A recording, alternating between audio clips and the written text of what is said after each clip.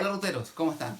Como lo hemos hecho en una ocasión anterior, hoy les traemos una pequeña reseña y un tutorial de cómo jugar un nuevo Print and Play. En esta ocasión, como lo hemos anunciado previamente, traemos a este escenario el juego El Tratado de Rodentia, Byte and Write. Es un juego de Miguel Suárez, un creador chileno, que nos trae esta especie de secuela, una especie de eventos posteriores al universo de Rodentia, universo que le pertenece a él también. Así que vamos a estar durante el video viendo cómo hay que preparar el juego, dónde hay que acceder para obtener el material y finalmente el grueso del video va a ser el cómo jugar. Así que vamos a ver este jueguito y prepárense, amigos roedores.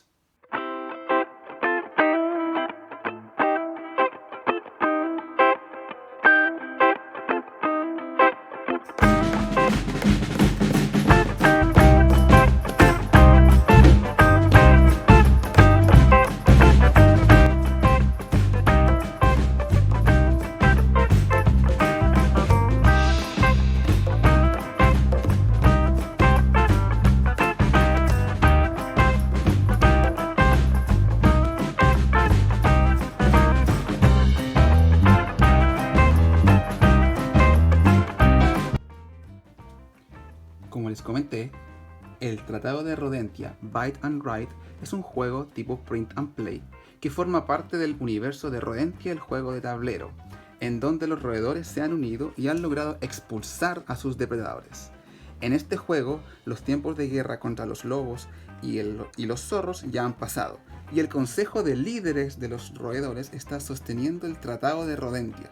Mediante un juego de dados se distribuyen las tierras obtenidas después de triunfar.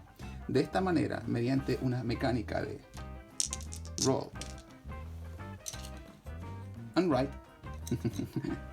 vamos a ir posicionando nuestros roedores de cada especie diferente en los distintos territorios del mapa, de tal manera que se mezcla un poco la mecánica de roll and write, de mayorías y de control de área.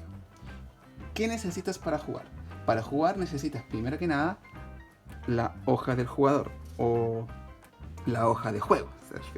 Esta hoja la puedes encontrar en los vínculos que están en la página de Instagram de Mazo Games o Cacahuate Games o Juega Caracol.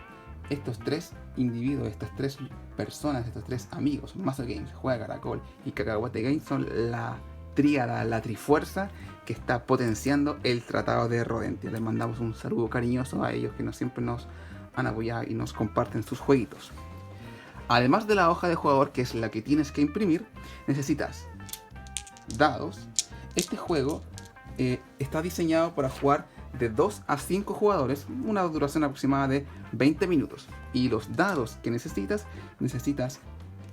tantos dados como jugadores más uno. En este caso vamos a preparar una partida para 3 jugadores. Por eso tengo aquí 4 dados. Requieres un lápiz de distinto color, uno para cada jugador, peones para representar los jugadores.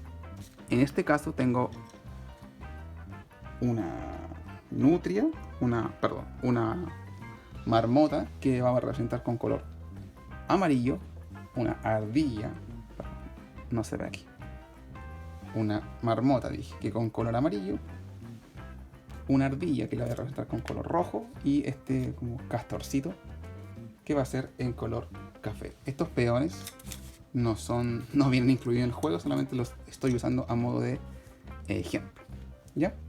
Y además un peón negro que representa el lobo. Y necesitaremos una ficha para marcar quién será el jugador inicial. Para preparar, les comenté que íbamos a preparar una partida para 3 jugadores. Sin embargo, el juego se puede jugar de 2 a 5. Cuando preparen una partida para 4 o 5 jugadores, van a necesitar 2 de estas hojas para poder combinarlas y así aumentar el tamaño del mapa. Se reparten los peones y el lápiz para cada jugador. Y luego el peón de el lobo, que en este caso es negro, siguiendo un poco el código de colores. Este mapa en la página, en los links de Mazo Games, está todo color. Yo lamentablemente no tengo impresora a color, pero tiene detalles, colores muy bonitos. Y el negro representa ese lobito, lo voy a dejar aquí, creo que un poquito de lado para que se vea un poco mejor. Se entregan los peones a cada jugador con los lápices.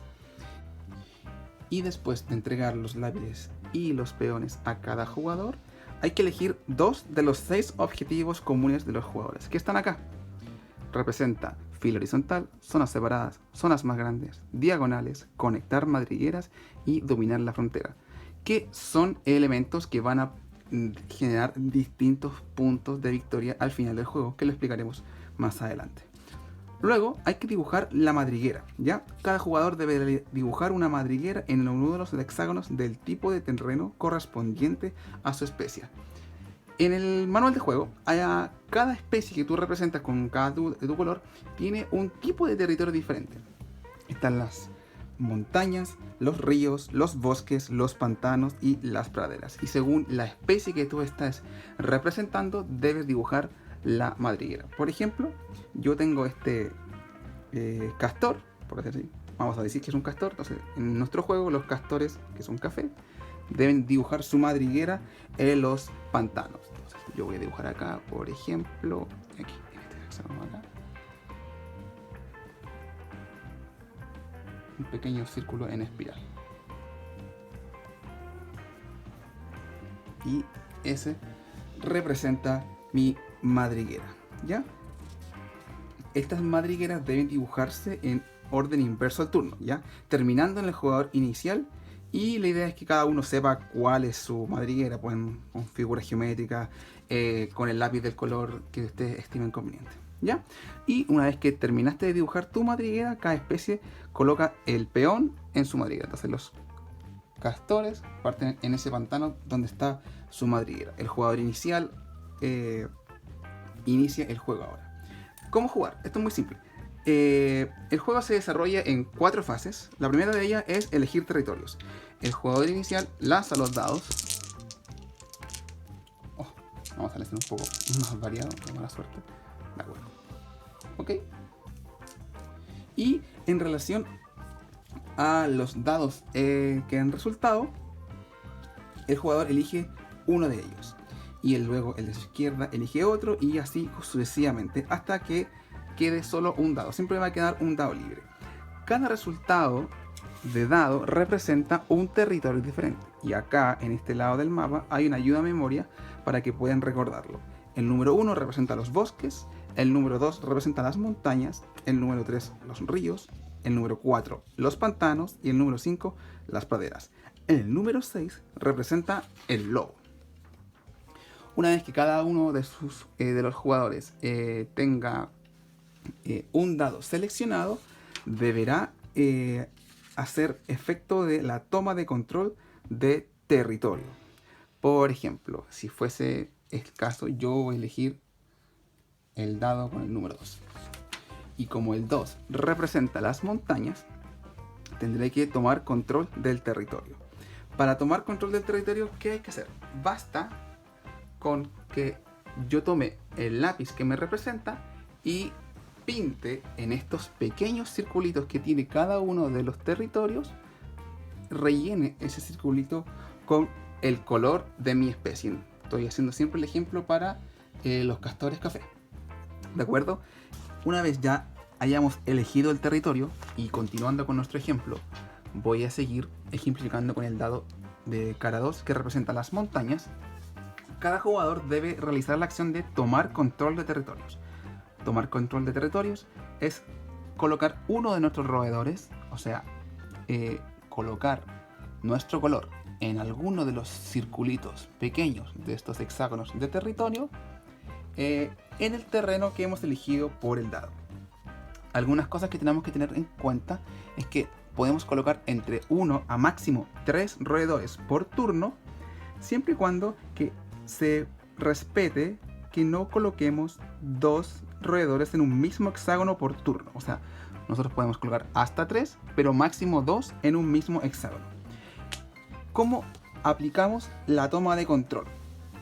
hay que respetar dos reglas. Uno, tenemos que elegir hexágonos que estén adyacentes. ¿Adyacentes a qué? Adyacentes a nuestro líder. En este caso estamos haciendo el ejemplo de estos castores café. Adyacentes a nuestra madriguera que dibujamos en la preparación del turno. O adyacente a un hexágono el cual ya posea un roedor de nuestro color. O sea, que ya tenga un circulito pequeño pintado. Si ninguna de las condiciones que yo he mencionado de adyacencia se cumple, podemos aplicar una regla que también se llama regla de avanzada, que es en el caso de que no tengamos ningún hexágono adyacente a las estructuras líder, madriguera o roedor ya elegido, podemos jugar un roedor nuestro en cualquier hexágono del mapa del tipo de terreno escogido según el dado, y podremos colocar un roedor de nuestro color en ese hexágono. Por ejemplo, vamos a hacer el ejemplo que la marmota de este jugador estuviese ocupando la montaña que está adyacente a mi líder y madriguera. Si yo elijo el 2, que es montaña, por adyacencia no tengo ningún territorio al cual pintar, porque los castores están adyacentes a estos ríos, a este pantano y a esta única montaña. Como está el líder y como mencionamos en alguna ocasión, el líder de tus rivales no te permiten tomar territorios. Entonces, en este caso, yo no puedo aplicar la adyacencia en mi turno. Pero con la regla de la avanzada, puedo colocar un roedor en cualquier otro terreno de montaña del mapa. Por ejemplo, podría poner un roedor acá. Aquí. En esta montaña. Entonces, vamos a hacer el ejemplo de usar este. Yo coloco un roedor acá. Y ya coloqué un roedor de mi color por este método de la avanzada. Como podemos colocar de 1 a 3 por turnos, yo pudiese seguir dibujando otros roedores, ahora usando así la regla de la adyacencia, ya que al poner un roedor en este hexágono, tengo otra montaña disponible también, porque está adyacente a este, donde ya tengo un roedor. Entonces podría dibujar, pintar uno aquí y otro en el mismo, si yo quisiera. De tal manera que ya en mi turno puse un roedor por avanzada y estos otros dos por adyacencia. Además, de manera adicional, cuando uno hace este primer movimiento de avanzada, tenemos la opción de mover al líder al hexágono donde pusimos ese roedor por avanzada. Podríamos mover el líder acá. De tal manera que para un turno siguiente pudiésemos generar más toma de territorios en la zona que nosotros queramos. Por lo cual, así avanzamos y vamos controlando más terrenos en el mapa. Luego de hacer la reclamación o el control de territorios, viene una fase de mover al líder. El líder se mueve opcionalmente un hexágono adyacente. Cada jugador en su turno puede mover al líder, ¿ya? Y el lobo. ¿Cómo se mueve el lobo? El lobo se mueve si un jugador escoge el dado que representa al lobo, que recordemos es el dado 6. Si un jugador escoge el dado que representa al lobo, podrá mover al lobo uno o dos hexágonos adyacentes de su ubicación. Sin embargo, si ningún jugador escoge el dado del lobo, habiendo aparecido el juego del lobo, el jugador inicial podrá mover uno o dos hexágonos adyacentes a su posición este lobo. Luego, cosas especiales que pueden ocurrir. ¿Qué pasa si el lobo se mueve hacia el hexágono en donde hay un líder? El lobo entra al hexágono y captura a este líder.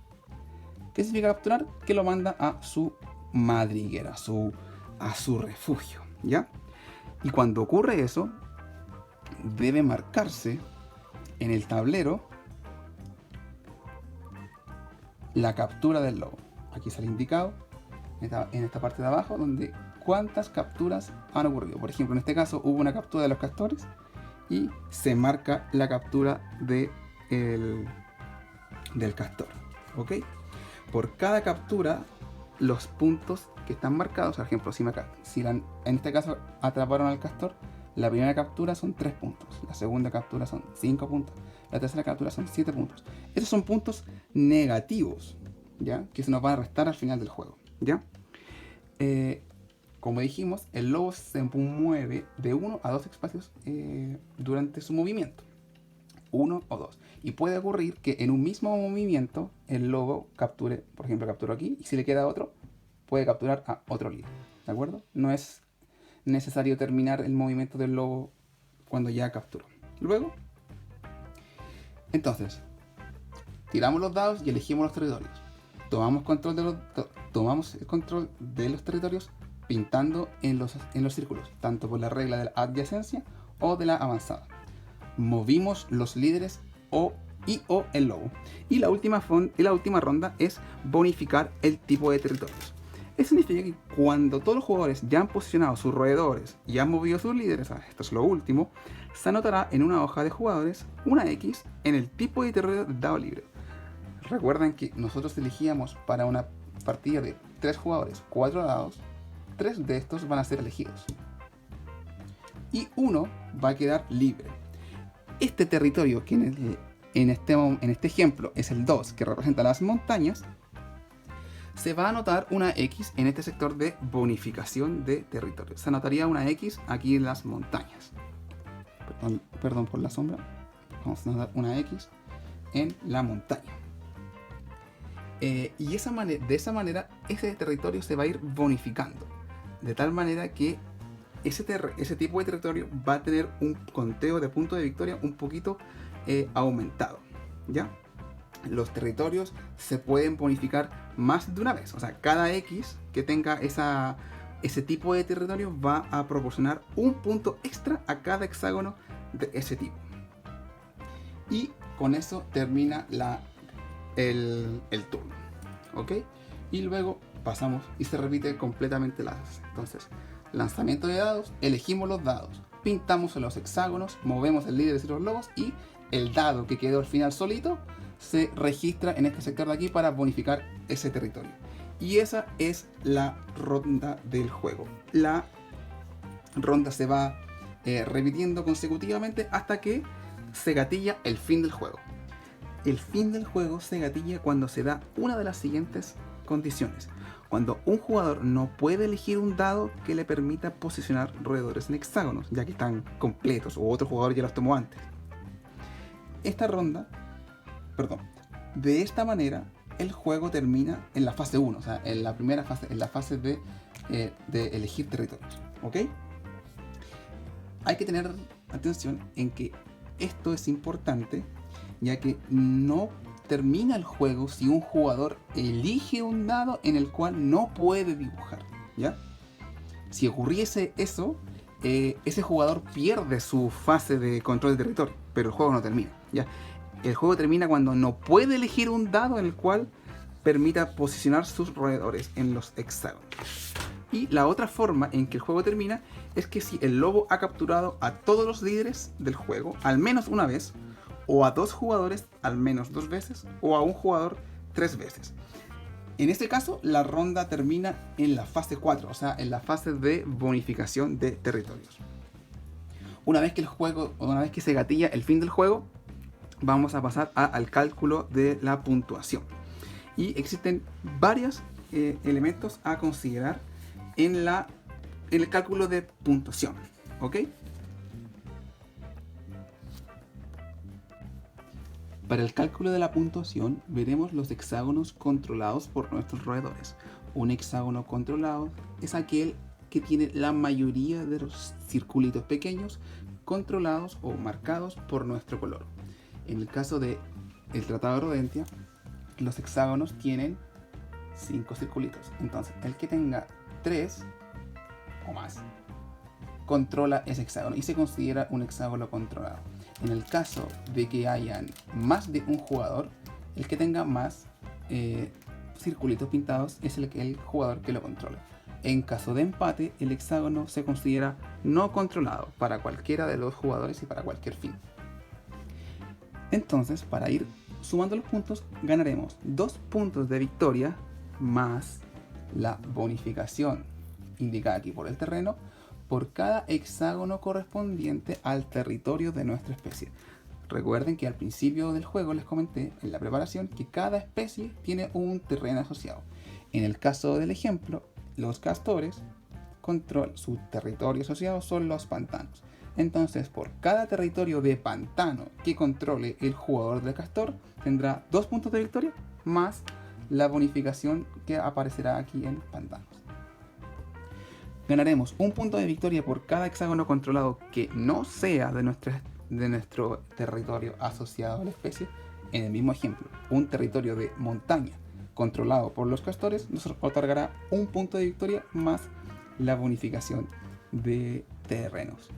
Además, hay que sumar los puntos de victoria concedidos por los objetivos.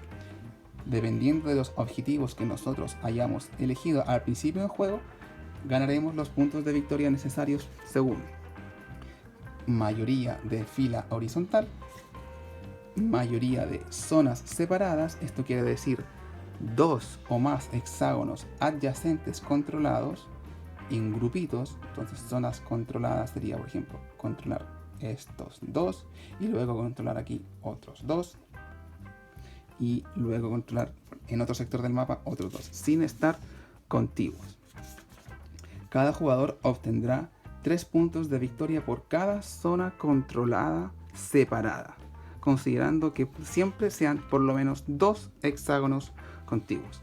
También ganaremos por controlar zona de hexágonos contigua, la más grande del mapa.